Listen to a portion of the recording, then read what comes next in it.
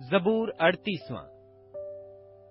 ऐ खुदावंद, अपने कहर में मुझे झिड़क ना दे और अपने गजब में मुझे तंबी ना कर, क्योंकि तेरे तीर मुझ में लगे हैं और तेरा हाथ मुझ पर भारी है।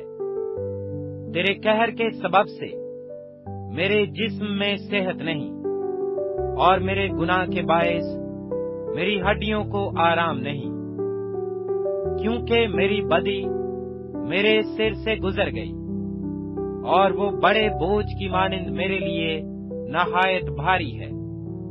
मेरी हमाकत के सबब से मेरे जख्मों से बदबू आती है, वो सड़ गए हैं। मैं पुरदर्द और बहुत झुका हुआ हूँ।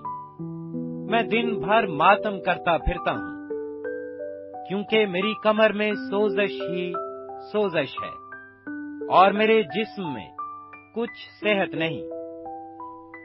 मैं नहीफ और नहायत कुचला हुआ हूँ और दिल की बेचैनी के सबब से कराहता रहा।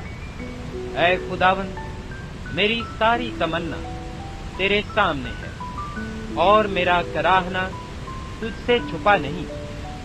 मेरा दिल धड़कता है, मेरी ताकत घटी जाती है, मेरी आंखों की रोशनी भी मुझसे जाती रही।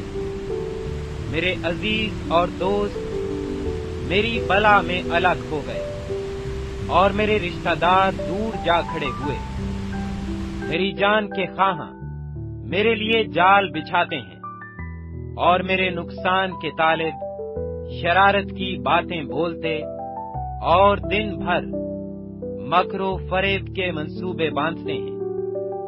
पर मैं बहरे की मानिंद सुनता ही नहीं, मैं गूंगे की मानिंद मुंह नहीं खोलता, बल्कि मैं उस आदमी की मानिंद हूँ जिसे सुनाई नहीं देता और जिसके मुंह में मुलामत की बातें नहीं।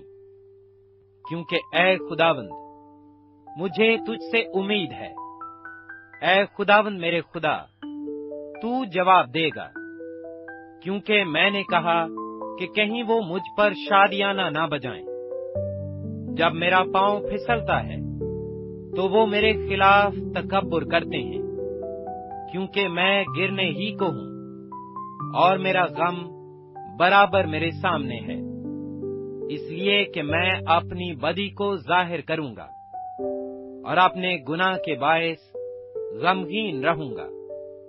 लेकिन मेरे दुश्मन चुस्त और जबरदस्त हैं और मुझसे नाहक अदावत रखने वाले बहुत हो गए हैं।